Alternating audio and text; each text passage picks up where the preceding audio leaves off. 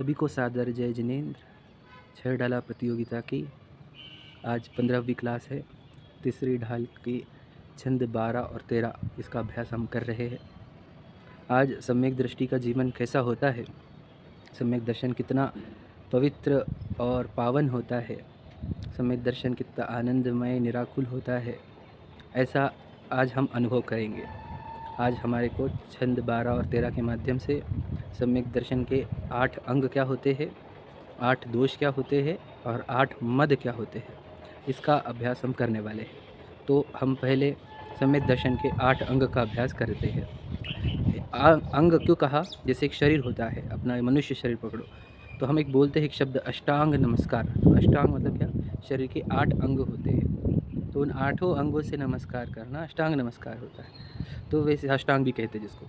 तो 8 अंग है मुख्य शरीर के, जब 8 अंग होते हैं तो शरीर को सर्वांग कहा जाता है।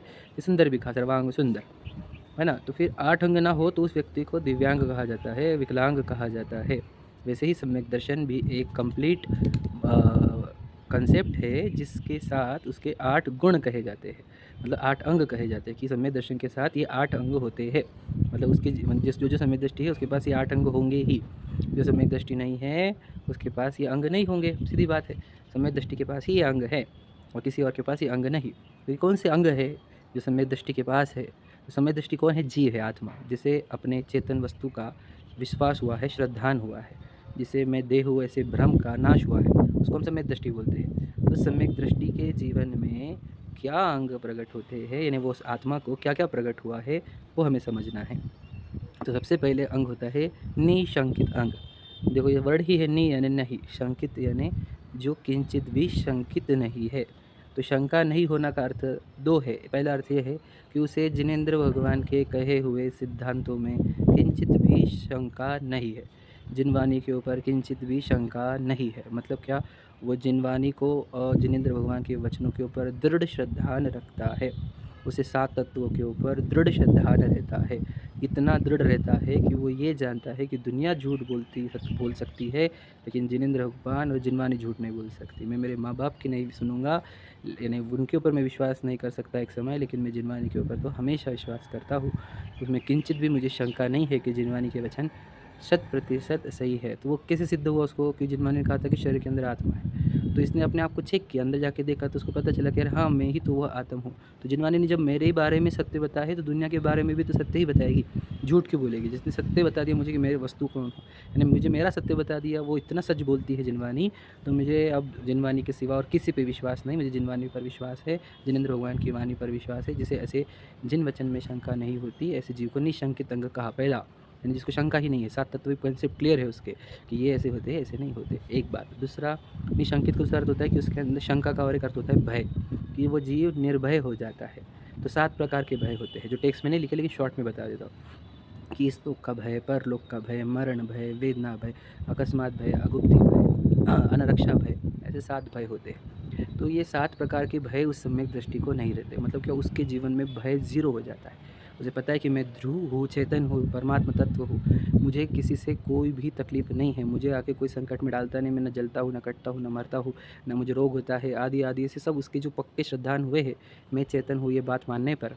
तो इसलिए उसके जीवन से भय पूरी तरह नष्ट हो गए, उसको एक भी कण का भय नहीं रहता, ऐसा उसका जीवन हो जाता है। इसलिए उसको निशंकित कहा जाता है। सोचो कितना वह पक्का व्यक्तिमत्व हो गया है, दृढ़ व्यक्तिमत्व हो गया है कि जिसे ना कोई चीज़ पर शंका है जिन वचन में, और ना कोई भय है। तो आज तो दुनिया इतनी भयभीत है, रोग का भय है, मरण का भय है, नुकसान ना हो जाए, रेड ना पड़ जाए, बीमारी ना आ जाए, कैंसर ना आ जाए, मेरे बच्चा बिगड़ ना जाए, ये इतने भय से भयभीत है जीव, समझ रहे? इतने भय से भयभीत है। और उस एक तो ये पूरी दुनिया भयभीत है, और एकमात्र कोई व्यक्ति है जो भयभीत नहीं है, वो सम्यक दृष्टि है। और मतलब सम्यक दृष्टि और ऊपर के सभी जीव, मतलब अरहंत सिद्धाचार्य बुद्ध साधु भी, और जितने सम्यक दृष्टि जीव है वे निशंकित रहते हैं, निर्भय रहते हैं, एकदम सिंह जैसी वृत्ति रहती है उनकी, निर्भय एकदम। तो ये उनका पहला अंग हुआ निशंकित। दूसरा अंग होता है सम्यक दृष्टि का। मतलब ये अंग सिर्फ सम्यक दृष्टि को प्रकट होंगे, कि वो निर्भय तो इससे सम्यक दृष्टि हो सकता है, पूरी दुनिया भयभीत ही रहेंगी यदि सम्यक दर्शन नहीं प्रकट करेगी तो निशंकित। दूसरा अंग है निकांक्षित। निकांक्षित मतलब नि वापस से नहीं, कांक्षित मतलब कांक्षा होना, कांक्षा मतलब इच्छा, वांछा। तो सम्यक दृष्टि का दूसरा अंग है जो सम्यक दृष्टि को ही प्रकट होता है, मिथ्या दृष्टि को प्रकट नहीं होता, वो अंग है निकांक्षित अंग। मतलब उसके जीवन में कोई भी कांक्षा नहीं रहती, बचती ही नहीं। क्यों? ना उसको पता है जो कुछ मिल रहा है वो पूर्व पुण्य कर्म के फल से या पाप कर्म के फल से मिलते हैं। तो मुझे कर्म ही नहीं चाहिए, तो कर्मों के फल भी नहीं चाहिए। मुझे पुण्य के फल नहीं चाहिए, पुण्य के फल चाहूँगा तो पुण्य का पेड़ चाहिए रहेगा। पुण्य का पेड़ चाहिए मतलब कर्म चाहिए, है ना? कर्म चाहिए मतलब संसार चाहिए। मुझे संसार चाहिए नहीं, सांसारिक वस्तु चाहिए नहीं। जो भी मिलेगा धन, वैभव, ऐश्वर्य, यौवन अवस्था, वो सब टेम्पररी है, वेरी टेम्पररी, है ना? क्षणिक है, अनित्य है, वो उससे परमानेंट सुख मिलता नहीं, शाश्वत सुख मिलता नहीं। इसलिए वह दुनिया की एक भी व्यक्ति को, एक भी वस्तु को चाहता नहीं। ऐसा जीवन हो जाता है उसका। तो सोचो, ज़ीरो डिमांड में जीता है। दुनिया मर रही है डिमांड से, मुझे ये चाहिए, वो भी चाहिए, वो भी चाहिए। जिसको मिला है वो बोलता है और चाहिए, और चाहिए, और चाहिए।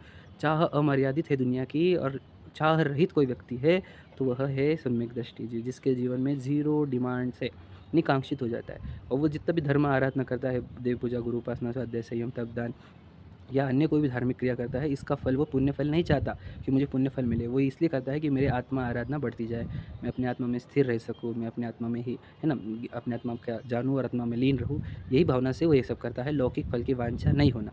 कुछ लोग भगवान जी के पास वांछा लेकर ही जाते हैं, तो वे तो भगवान जी के भक्त नहीं है, उस वांछा के ही भक्त है ना। अगर कोई वांछा से भगवान जी की भक्ति कर रहा है तो उसका सम्यक दर्शन भी भ्रष्ट हो जाता है, क्योंकि उसका सम्यक दर्शन प्रकट ही नहीं हुआ, क्योंकि कांक्षा वाले को सम्यक दर्शन प्रकट होता नहीं। सम्यक दृष्टि तो ऐसा होता है जिसको कोई कांक्षा नहीं हो। तो इसलिए अपन बोलते भी है कि स्वर्ग सुख की भी चाह नहीं है ना। बड़े बहुत जगह है ना, इंद्र आदि पद नहीं चाहो। तो ये पद नहीं चाहोगा तो कोई चाहिए नहीं, इंद्र इतना अच्छा पद वो भी नहीं चाहिए हमारे को, निर्वांछक हो गए हैं हम। तो ये दूसरा अंग होता है निकांक्षित सम्यक दृष्टि का दूसरा अंग। तीसरा होता है निर्विचिकित्सा अंग। मतलब क्या? उसको किसी भी चीज, निर का तो है नहीं, वापस से वही है। विचिकित्सा मतलब क्या? विचिकित्सा का सादी भाषा में कहते हैं घृणा, ग्लानि करना। मतलब क्या कि मलिन शरीर को देखकर जो हमें वोमिटिंग होती है या करते हैं हम, तो वो उसको नहीं होता है। क्यों? क्योंकि सम्यक दृष्टि जो जीव रहता है वो शरीर को जानता है कि शरीर तो वैसे भी मिट्टी का बना हुआ है, पूर्व कर्म रचता है इसको। इसके अंदर ये जो 9 द्वार होते हैं, आँख, नाक का, ये शरीर के मल-मूत्र, इसमें से सब गंदगी ही निकलती है। और अंदर शरीर के अंदर सब गंदा ही है, ऐसी अशुचि भावना भी होती है, 12 भावना। तो शरीर तो गंदा है ही सभी का, जिसका भी प्राणी हो, मनुष्य हो, सबके तो शरीर गंदे होते ही है। तो वो कहता है कि अब गंदे शरीर ही है, लेकिन अगर कोई मुनिराज है या कोई ज्ञानी जीव है ना, सम्यक दृष्टि जीव है, उनके अब क्या होते हैं, वे तो आत्मकल्याण में लग गए तो शरीर मलिन रहते हैं उनके। तो उनके मलिन शरीर को वो गौण कर देता है और उनकी पवित्र आत्मा को मुख्य करता है, पवित्र आत्मा की आराधना करता है। तो सम्यक दृष्टि ही ऐसा कर पाएगा। जिसे पता है कि आत्मा अंदर से पवित्र है, शरीर तो मैला ही है, तो शरीर की वो ग्लानि नहीं करता, और शरीर की मलिनता को गौण करके वो पवित्र आत्मा को, अपन बोलते भी बहुदेह मेली सुगुण थैली, शौच गुण साधु लहे। तो उनको पता है कि आत्मा तो शुचि रूप है, शुद्ध है, ये शरीर मैला ही होता है, तो शरीर की ग्लानि छोड़ता है। और जो अज्ञानी रहते हैं उसको शरीर ही दिखता है, तो वो यौक यौक करता है, तो वो इन ज्ञानियों की भक्ति आराधना नहीं कर सकता, है ना, क्योंकि उसको तो ग्लानि बहुत होती है। और सम्यक दृष्टि तो वो करते हुए समझ लो उनकी कोई शुश्रूषा करना है तो वो भी कर लेता है। वो उसको पता है शरीर का स्वरूप ही सबका गंदा ही है, लेकिन अंदर अपने को एक पवित्र जीव मिल रहा है, यहाँ पर उनकी आराधना करने को मिल रही है, उनसे सीखने को मिल रहा है, तो वो ही उनकी शुश्रूषा कर सकता है जो सम्यक दृष्टि हो। तो उसका तीसरा अंग होता है निर्विचिकित्सक अंग। तीसरा अंग उसका हुआ कि जिसको कोई ग्लानि, घृणा नहीं होती। समझ रहे? सबको जानता है, किसी के परिणाम देखकर भी घृणा नहीं करता, बोलता है ये सब स्वरूप है संसार का। तो निर्विचिकित्सक अंग हुआ। इसके जैसे ये 8 अंग है, हर एक अंग में एक-एक व्यक्ति प्रसिद्ध हुआ है, ऐसी कहानियाँ हैं सब। आप जानते होंगे कुछ लोग नहीं जानते होंगे, तो वो पढ़ लेना बाद में। अब मैं इतना देर नहीं सकता क्योंकि समय बहुत बीतता है। तो फिर निकांक्षित हो गया, निर्विचिकित्सक हो गया, अब हो गया अमूढ़ दृष्टि। तो अमूढ़ दृष्टि का अर्थ होता है कि वो सम्यक दृष्टि जीव, यानी नहीं, मूढ़ यानी मूर्ख, वो मूर्ख नहीं होता है। मतलब क्या? सम्यक दृष्टि जीव इतना पारखी होता है कि वो किसी से मूर्ख नहीं बनता, किसी की बातों में नहीं आता, किसी से ठगाया नहीं जाता, है ना। वो अपना, उसका इतना खुद का विवेक जागृत हो जाता है सम्यक दृष्टि का, क्योंकि उसने स्वपर विवेक कर लिया है कि शरीर मैं नहीं हूँ, मैं तो चेतन हूँ। तो स्वपर विवेक के कारण उसका विवेक इतना जागृत हो जाता है कि उसको मूर्ख नहीं बना सकता। मतलब क्या? कोई बोलेंगे ये भी भगवान है, ये भी गुरु है, ये भी धर्म है, तो वो किसी को नहीं मानता, वो मूर्ख बनता ही नहीं है। वो बस जानता है कि सच्चे देव कौन से, सच्चे गुरु कौन से, सच्चा धर्म कौन सा। तो किसी की बातों में नहीं आता, मूर्ख नहीं बनता, 7 तत्वों को भी बराबर जानता है। तो उसका एक नेचर है, मतलब क्या? वो एकदम आपको दिखेगा विवेकवान। मतलब वो कभी भी किसी की बातों में आता ही नहीं, मूर्ख बनता नहीं। ये उसका अंग है। कौन सा? अमूढ़ दृष्टि। मूर्ख बनता ही नहीं वो, और कोई उसको बना नहीं सकता, और वो बनता भी नहीं। समझ रहे? इतना वो शार्प उसका ज्ञान श्रद्धान रहता है कि वो अमूढ़ रहता है। अमूढ़ मतलब मूर्ख नहीं बनता। 3 मूढ़ताओं में नहीं करता वो, और 6 अनायतनों में भी नहीं जाता। वो 3 मूढ़ता 6 अनायतन अपन अगली क्लास में पढ़ेंगे, पर वो उसके जीवन में 3 मूढ़ता 6 अनायतन रहते हैं। इसीलिए, और ना वो कुतत्व, तत्व क्या होते हैं, कुतत्व क्या होते हैं, सच्चे देव, कुदेव, सच्चे गुरु, कुगुरु सब जानता है वो, कभी मूर्ख नहीं बनता। कि कुदेव में भी सच्चे देव मानने लग जाए, कुगुरु में भी सच्चे गुरु मानने लग जाए, ऐसा उसका जीवन नहीं रहता। वो एकदम विवेकवान रहता है, ऐसा उसका चौथा। अमूढ़ दृष्टि ऐसा अंग रहता है। अमूढ़ दृष्टि मतलब मूर्ख दृष्टि नहीं है वो सच्ची दृष्टि वाला है, चौथा अंग। पाँचवां अंग उसका कहा कि वह कैसा होता है कि उपगुहन करता है। उपगुहन का अर्थ, दो अर्थ है। एक तो खुद के गुण छुपाना, दूसरा दूसरों के दोष छुपाना। उपगुहन का अर्थ सादी भाषा में छुपाना, तो वो छुपाता है। अब कौन सी बातें छुपाता है? एक, खुद के अंदर सम्यक दर्शन प्रकट हुआ है, मेरे अंदर आत्मिक ज्ञान उत्पन्न हुआ है, मुझे मेरे अंदर बहुत कुछ हुआ है, मेरे अंदर संयम उत्पन्न हुआ, मेरे अंदर बहुत क्रांति उत्पन्न हुई है, वो ये बातें छुपाता है लोगों से। छुपाने का रीज़न अलग है, वो अभी नहीं बता पाऊँगा, मतलब छुपाता है। क्यों? गुण दिखने पर फिर वो सब बहुत सारी मिस्टेक्स क्रिएट होती है, बहुत सारी प्रॉब्लम क्रिएट होती है, इसलिए वो अपने गुणों को छुपाता है। हाँ, और फिर प्रशंसा भी नहीं चाहता है वो, है ना? इसलिए वो अपने गुणों को छुपाता है और दूसरों के दोषों को छुपाता है। क्यों? क्योंकि दूसरे के दोषों को अगर मैं उजागर करूँगा तो धर्म बदनाम होगा मेरा। साधर्मियों के दोष को उजागर करूँगा तो धर्म बदनाम हो जाएगा, इसलिए वह कभी भी दूसरों के दोषों को ढकता है और स्वयं के गुणों को ढकता है। और अज्ञानी जीव का अपोजिट रहता है। देखिए सम्यक दृष्टि को ये अंग प्रकट होगा, कौन सा? उपगुहन। अज्ञानी जीव को कौन सा अंग रहता है? अनुपगुहन, जो भी पढ़ेंगे अपन। वो स्वयं के गुण बताता है और दूसरों के दोष। तो ये फिर ये समझ लेना, जो स्वयं के गुण बता रहे हैं और दूसरों के दोष बता रहे हैं, वो सब समझ लेना सम्यक दृष्टि जी नहीं। उपगुहन अंग रहता है सम्यक दृष्टि का, जो स्वयं के दोष बताए, दूसरों के गुण बताए, है ना? ऐसा समझ लेना, खुद के गुण ढाके, दूसरों के दोष ढाके, वो होता है उपगुहन अंग वाला सम्यक दृष्टि जी। पाँचवां। छठवां उसका जो होता है वो ये होता है कि वह स्थितिकरण करता है। स्थितिकरण का अर्थ क्या होता है कि सबको वापस से स्टेबल करना। स्थितिकरण स्टेबल करना।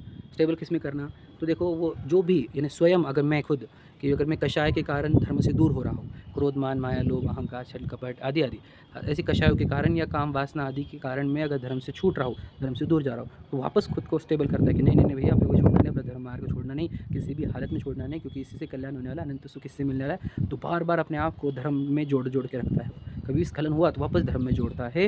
इस प्रकार वो निरंतर अपने को स्थिति करते रहता है। ऐसा सम्यक दृष्टि का स्थितिकरण अंग होता है, क्योंकि वो अपने आप को धर्म से छूटने देता नहीं। और दूसरा भी कोई व्यक्ति धर्म से छूटता हुआ दिखा, मंदिर में आना बंद किया, किसी ने स्वाध्याय में आना बंद किया, कोई कहीं से धर्म मार्ग से कोई भी छूटता हुआ दिखा, तो उसको भी वो बोलता है कि भैया क्यों धर्म से छूट रहे हो, भैया यहाँ पे कल्याण होगा, यहाँ पर भला होगा, आप धर्म मार्ग से भटको मत। ऐसा बार बार उसको प्रेरित करके उसको धर्म मार्ग में स्टेबल रखेगा, है ना? इसी के कारण क्या रहता है, फिर कोई लोग, वो व्यक्ति ऐसा रहता है ना सम्यक दृष्टि, उसके अंदर ये अंग प्रकट हुआ है, वो हर एक को धर्म में स्टेबल रखता है। स्थितिकरण कहते हैं उसको, है ना? कोई किसी व्यक्ति के अंदर भी धर्म, किसी के कारण, कषाय कारण, रोग के कारण कोई शिथिलता आई हो, तो वो उनको भी जाकर वो बोलता है कि ये सब अच्छा नहीं है और आप अपने अच्छे मार्ग में लगे, धर्म के मार्ग में आगे बढ़े। ऐसी वो स्थिति करते रहता है। स्थितिकरण अंग होता है वो सबको सब ऐसा कुछ बोलेगा नहीं जिससे धर्म से दूर हो जाए लोग, है ना? ऐसा बोलने वाले वो भी मिथ्या दृष्टि रहते हैं। सम्यक दृष्टि के वचनों से सब लोग धर्म में जुड़ते हैं, मिथ्या दृष्टि के वचनों से धर्म से छूटते हैं लोग, समझ रहे? तो स्थितिकरण अंग हुआ। फिर सातवां अंग होता है उसका वात्सल्य अंग। मतलब कि सम्यक दृष्टि ऐसा रहता है, उसको जितने भी साधर्मी रहेंगे उससे बहुत वात्सल्य रहता है। ऐसे लिखा, धर्मी सो गो बच्चे प्रीति सम। मतलब क्या, वो अपने साधर्मी के साथ कैसा व्यवहार करता है, जैसे गाय अपने बछड़े के साथ व्यवहार करती है। जैसे गाय अपने बछड़े से ऐसा प्रेम करती है, इतना प्रेम करती है, जबकि उसको पता है कि बड़े होकर मेरे को संभालने वाला कोई चक्कर नहीं है। मतलब वहाँ पे कैसे निस्वार्थ भाव से, जैसी वो गाय अपने बछड़े से प्रेम करती है, वैसे ही निस्वार्थ भाव से सम्यक दृष्टि साधर्मियों की सेवा करता है। वो साधर्मियों से बहुत प्रेम वात्सल्य से रहता है, उनकी हर एक चीज़ का ध्यान रखता है, उनको धर्म मार्ग में बढ़ाने के लिए उनको जो सहायता करते रहता है, उनसे प्रेम करता है। परिवार को, घर को वो सेकेंडरी पे रखता है और साधर्मियों को प्राइमरी पे रखता है। उसके लिए सगे रिश्तेदार साधर्मी होते हैं, बाकी सबको तो वो मजबूरी समझता है। ऐसा सम्यक दृष्टि जीव रहता है। उसको साधर्मियों के प्रति बहुत वात्सल्य रहता है, वो कभी झगड़े नहीं करेगा साधर्मियों से, उनको तो प्रेरणा देगा, बढ़ाएगा, उनसे प्रेम करेगा, उनसे प्रसन्नता रहेगी, उसको प्रशंसा करेगा उनकी। मतलब उसका पूरा जीवन साधर्मियों के साथ ही रहता है। साधर्मियों से मिलने पर बहुत प्रसन्न होता है, साधर्मियों को घर को भोजन के लिए बुलाता है, साधर्मियों का आदर सत्कार करता है। वो सब उसका जीवन साधर्मियों को, क्यों, वो साधर्मी से प्रेम नहीं, उसको प्रेम है धर्म से। और वो ये सब लोग धर्म साधना कर रहे हैं मेरे जैसी, और ये मेरे धर्म को आगे लेकर जाएंगे, इसलिए वो इस साधर्मियों से इतना प्रेम करता है। तो याद रखना, वो साधर्मियों से प्रेम ये बताया कि उसको धर्म से प्रेम है। अगर हमारे जीवन में साधर्मियों से प्रति प्रेम नहीं, द्वेष है, बैर है, तो इसका अर्थ है हमें धर्म से प्रेम नहीं है, हमें हमारे स्वार्थ से, हमारे शरीर से, हमारे ईगो से प्रेम है, इसलिए हम साधर्मियों से द्वेष बांध कर रखे हैं, है ना? बैर बांध कर रखे हैं। तो साधर्मियों से वात्सल्य होना ये सम्यक दृष्टि का सातवां अंग होता है। तो देखो, ये अंग सिर्फ सम्यक दृष्टि को प्रकट होते हैं, निशा कितनी कांक्षित आदि, है ना? मिथ्या दृष्टि को ये अंग प्रकट होते ही नहीं, क्योंकि उसको पता ही नहीं चला कि मैं कौन हूँ, धर्म क्या है, धर्म कितना अच्छा है, तो उससे उसके अंदर ये 8 अंग प्रकट नहीं होते। अब 8वां अंग बचा है प्रभावना। अब वो क्या समझता है कि मेरे अंदर इतनी शांति, इतना आनंद, इतना मैं क्या बोले हम, कि हमारे को एक रंग को चिंतामणि रत्न दे दिया भगवान जी आपने। मैं खुद को तो रंग मानता था, पुरुष मानता था, मनुष्य मानता था, फिर मेरे लॉसेस होने पर, कुछ होने पर खुद को कोसता था, मैं खुद के अंदर बहुत ग्लानि थी मेरे अंदर, है ना? एकदम हीन देखता था खुद को। आपने मुझे तो एक परमात्मा जैसे बता ईश्वर के अंदर परमात्मा है, ऐसे महान चीज़ें बता दी आपने मेरे अंदर। उसके कारण मेरे जीवन में इतनी सुख शांति बढ़ गई है, इतना आनंद बढ़ गया है, मैं अल्पकाल में केवल ज्ञान को प्राप्त होने वाला हूँ, मेरा निर्वाण होने वाला है, मुझे स्पष्ट दिखता है। तो इतना मेरा कल्याण, इतना अमर्यादित कल्याण आपके निमित्त से हुआ है, जिन धर्म के निमित्त से हुआ है। तो ये चाहता है कि ये जिनेंद्र भगवान, ये जिनवाणी जन जन तक पहुँचे। वो इसके लिए दिन रात मेहनत करना चाहता है कि ये जन जन तक पहुँचे, दूर तक पहुँचे। अभी सभी जिन धर्म की प्रभावना हो, मतलब मंदिर बनवाओ, है ना, तीर्थ क्षेत्र की रक्षा करो, स्वाध्याय करो, कराओ, पाठन कराओ, है ना, जिनवाणी छपाओ, सबको वितरण करो, शिविर लगाओ, ये पंचकला करो, ये प्रोग्राम करो। वो चाहता है कि सब लोग धर्म से जुड़े, धर्म से ही कल्याण होगा इस जीव का, ऐसा जो वो जानता है। इसलिए वो धर्म प्रभावना में पूरे दिल और दिमाग, तन मन धन, है ना, मन वचन काया सब कुछ समर्पित कर देता है, समय समर्पित करता है, जीवन समर्पित करता है। ऐसा सम्यक दृष्टि के जीवन में ही अंग होता है। मिथ्या दृष्टि कुछ नहीं करता, वो प्रभावना के नाम पर निकलता है, शरीर की प्रभावना करता है और फिर धर्म बदनाम कर देता है, और है ना, उसके चक्कर में धर्म और बदनाम हो जाता है। सम्यक दृष्टि के अंदर ही ऐसा अंग होता है कि धर्म की प्रभावना करता है। ऐसे 8 अंग सम्यक दर्शन में मैं शॉर्ट में ही बता पा रहा हूँ, मुझे और कुछ बोलना था लेकिन समय हो जाता है, मुझे ज़्यादा बड़ा नहीं करना है वीडियो। तो ये 8 अंग होते हैं सम्यक दृष्टि के। अब उसके 8 अंग के विरुद्ध 8 दोष होते हैं। मतलब 8 दोष क्या होते हैं? यदि ये दोष उत्पन्न हो जाए तो सम्यक दर्शन भ्रष्ट हो जाता है, और यदि ये दोष हमारे अंदर है तो हमको सम्यक दर्शन ही प्रकट नहीं होगा। ये भी बात है, दोनों बात, दो बात बताइए। एक, ये 8 दोषों के कारण सम्यक दर्शन प्रकट हुआ है तो वो नष्ट हो जाएगा, वो 8 दोषों के कारण, हाँ, या 8 मत के कारण, या 25 दोषों के कारण, है ना, सम्यक दर्शन प्रकट हुआ तो नष्ट हो जाएगा। और दूसरा कहा कि अगर हमारे अंदर वो दोष है तो हमको सम्यक दर्शन प्रकट भी नहीं होगा। दोनों भी बातें हैं, इसलिए 25 दोषों को समझना है। उसमें से 8 दोष कौन से हैं? ये निशंकित अंग के ऑपोजिट, निकांक्षित के ऑपोजिट, मतलब शंका होना, जिनेंद्र भगवान के वचन में शंका होना, 7 तत्व में शंका होना, ये पहला दोष। कांक्षा होना, इच्छा होना, प्राप्ति की, स्वर्ग के फल की प्राप्ति की, पुण्य के फल की प्राप्ति की, ऐसी इच्छा होना, ये कांक्षा वाला दोष हो गया। फिर ग्लानि करना, ज्ञानियों के मलिन शरीर से ग्लानि करना। फिर मूढ़ बन जाना, किसी की भी बातों में आ जाना, मूर्ख बन जाना, देव धर्म में देव मान लेना, गुरु मान लेना, तो मूढ़ता। फिर उपगुहन की जगह अनुपगुहन, मतलब क्या? अपने ही गुण बताना, दूसरों को दोष बताना। फिर अस्थितिकरण, मतलब क्या? दूसरों को धर्म में जोड़ना नहीं, उल्टा ऐसे कुछ बोल देना कि जिससे वो धर्म से दूर हो जाए, अस्थितिकरण हुआ। और वात्सल्य करता नहीं, आदमियों से बैर करता है, उनके साथ पॉलिटिक्स रचता है, अलग अलग गेम करता है ना, और जिससे साधन को पूरे एक के प्रति द्वेष फैल जाता है, समाज की एकता तोड़ता है।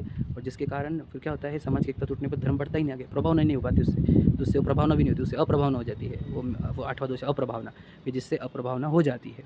तो ये 8 दोष जिसके अंदर है उसको सम्यक दर्शन नहीं, ये 8 दोष जिसके पास है उसको सम्यक दर्शन प्रकट होगा नहीं। और ये 8 दोष अगर प्रकट हो गए, 8 में से कोई भी एक दोष प्रकट हुआ तो सम्यक दर्शन नष्ट हो जाता है, प्रकट हुआ वाला भी नष्ट हो जाता है। ऐसे ही 8 दोष बताए। तो यही निशंकित के 8 ऑपोजिट, निशंकित का ऑपोजिट शंकित, निकांक्षित का ऑपोजिट कांक्षित, निर्विचिकित्सा का विचिकित्सा, आदि आदि। वो लिस्ट लिखी है अपने कल के चैप्टर में हुई थी। अब आगे सम्यक दर्शन के और 8 दोष होते हैं। कौन से? मद, 8 मद, 8 मद मतलब 8 प्रकार के अहंकार। मद का अर्थ होता है मदिरा, मदिरा समझे ना, जिससे वो नशे में आ जाता है। तो ये 8 प्रकार के नशे हैं इसको। नशे क्या होते हैं? घमंड, अहंकार, ईगो, प्राइड, आदि आदि वर्ड है उसके। तो ये 8 प्रकार के गर्व अहंकार होते हैं किसको? मिथ्या दृष्टि को। अगर सम्यक दृष्टि को ये अहंकार चढ़ गए तो उसका सम्यक दर्शन नष्ट हो जाएगा। और यदि किसी व्यक्ति को ये अहंकार चढ़े हुए तो उसका सम्यक दर्शन प्रकट नहीं होगा।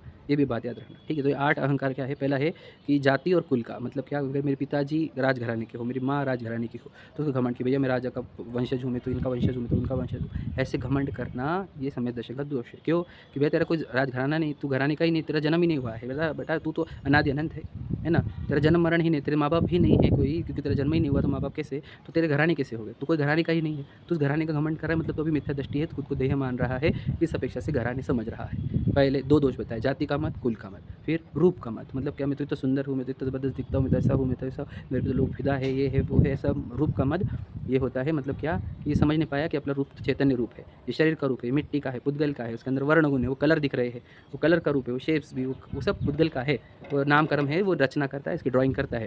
तो ये कर्म का कलर है, ये मेरा कलर नहीं है। तो रूप का मद नहीं होता सम्यक दृष्टि को, मिथ्या दृष्टि को बहुत होता है, बहुत घमंड करता है, स्मार्ट दिखने का, सेल्फी निकालता है, फोटो निकालता है, ठीक है। फिर आगे रूप का मत होने के बाद ज्ञान का मत, कि मेरा तो ज्ञान इतना है, मेरे दुनिया को तो कितना ज्ञान है, कुछ भी ज्ञान नहीं, मेरे को इतना ज्ञान है, मेरे को इतना ज्ञान है, इतने लोगों को तो कुछ भी नहीं, सब अज्ञानी है, ऐसा करके ये होता है ज्ञान का मत। अब ज्ञान कितना है, इसको कितना भी ज्ञान दो, दुनिया से ज़्यादा भी रहा तो भी उसको केवल ज्ञान भी नहीं है, अनंत ज्ञान प्रकट नहीं हुआ। जबकि इसकी सभी की शक्ति इतनी है कि वो अनंत ज्ञान को, केवल ज्ञान को प्रकट करे, परंतु ये केवल ज्ञान को और अनंत ज्ञान को प्रकट नहीं कर पा रहा है। और छोटे सा ज्ञान जो अवेलेबल है, जो कर्म दिया है, शोभम ज्ञान थोड़ा सा, उसका घमंड कर रहा है, तो इसके कारण उसको उसका ज्ञान मद हो जाता है, तो फिर सम्यक दर्शन नहीं रह जाता, वो भ्रष्ट हो जाता है, ज्ञान का मद। फिर बल का मद, मतलब क्या? कि मेरी शक्ति इतनी है, पॉलिटिकल पावर बोलो या फिजिकल पावर बोलो, ये मेरे पास बहुत ताकत है, ऐसे वैसे वैसे, तो भैया ये ताकत, शरीर की ताकत तेरी नहीं, पॉलिटिकल ताकत तेरी नहीं, पूर्व कर्म के उदय से, समझ रहे क्या नहीं, शरीर की ताकत तेरी नहीं, तो आत्मबल बढ़ा, शरीर का बल मत बढ़ा, तो आत्म शरीर का बल बढ़ा रहे मतलब खुद को शरीर मान रहा है, ये सब मिथ्या दृष्टि के लक्षण है, ठीक है। तो फिर तपश्चरण का मत हो जाता है, क्योंकि मैं तो तपस्वी हूँ, मैं तो ये हूँ वो हूँ, तो भैया तपस्वी भी याद रखना, तपश्चरण में भी अगर तुझे मद होगा तो समझ लेना फिर तुझे तो तपश्चरण भ्रष्ट हो जाएगा। तो तपश्चरण तभी होगा जब इच्छा का अभाव होता है, कषाय का अभाव होता है, तो तू मान कषाय लेकर बैठा है तो तपश्चरण नहीं, तेरे तपश्चरण को प्रसिद्ध करेगा, तो उपगुहन अंग भी नष्ट कर दिए है ना, उसका मत करेगा तो तुझे तो सब तपश्चरण भी नहीं होगा, कर्मों का नाश भी नहीं होगा, तो तब का मत नहीं रहता है, फिर प्रभुता का मत भी नहीं रहता है उसको कि मैं, मेरे तो इतना बड़ा पद है, मैं तो इतने बड़े अथॉरिटी हूँ, मैं तो इतने बड़े पोजीशन पे हूँ, तो उसको ये पदों का भी मद नहीं रहता, क्योंकि वो जानता है पूर्व कर्म ने ऐसे पद ऊपर ऊँचे पद ला के दिए है ना। और धन का मत रहा, धन का मत भी वो खुद को धनवान नहीं मानता, क्योंकि वो जानता है कि धन क्या है, पूर्व पुण्य कर्म के उदय ने ये लक्ष्मी उत्पन्न करी है, भी किसकी, मिट्टी की है, थोड़े दिन रहती है, थोड़े दिन चले जाती, पुत्र ले लेते बाद में, तो कुछ और ले लेते, तो क्या इसकी क्या वैल्यू है। अभी लोगों को गरीब देखना, भाई कोई बड़ा छोटा नहीं रहता है, धन पूर्व कर्म उदय खड़ा करते, किसी को गरीब किसी को अमीर बना देते हैं, ऐसा कोई है नहीं, कोई अमीर गरीब नहीं, सब समान है, सब जो समान है, सभी के अंदर अनंत शक्तियाँ है, सब परमात्मा स्वरूप है। तो ऐसे 8 मद सम्यक दृष्टि नहीं करता, लेकिन मिथ्या दृष्टि इन 8 मदों से ग्रासित रहता है, इसलिए उसको मिथ्या दृष्टि कहा है। तो 8 मद करना यह सम्यक दर्शन का दोष है। सम्यक दर्शन को अगर सम्यक दृष्टि जी को ये 8 मद हो जाए या 8 में से 1 मद हो जाए तो मिथ्या दृष्टि हो जाएगा। और अगर कोई ऐसे व्यक्ति इस मदों को लेकर बैठा है तो वो भी सम्यक दृष्टि हो नहीं पाएगा, क्योंकि उसको देह का मैं अपना चल ही रहा है। तो ऐसे सम्यक दृष्टि के जीवन सोचो कितना ज़बरदस्त होता है, जिसके अंदर कोई भय नहीं, कोई कांक्षा नहीं, इच्छा नहीं, है ना, किसी से बैर नहीं, धर्म से प्रति प्रेम, धर्म प्रभाव न करने की भावना, साधर्मियों से प्रेम, मतलब कितना आनंदित जीवन जीता होगा। जिस जीवन की हम कल्पना करते हैं वो सब वैसा एक्चुअल जीवन कोई जी रहा है, सम्यक दृष्टि जी रहा है। मिथ्या दृष्टि तो देखो भय से भी बहुत भय, मतलब इतने सारे भयों से परेशान है और इच्छाओं से परेशान है ना, हर एक व्यक्ति से परेशान है, मोदी से जैसे लेके हर एक से परेशान है, हर एक की कंप्लेंट से, मतलब उसके जीवन में कंप्लेंट रहती है और एक्सपेक्टेशन रहती है। सम्यक दृष्टि के जीवन में no complaint, no expectation, no need, no greed, समझेगा नहीं, कितना आनंदित जीवन रहता है सम्यक दृष्टि का।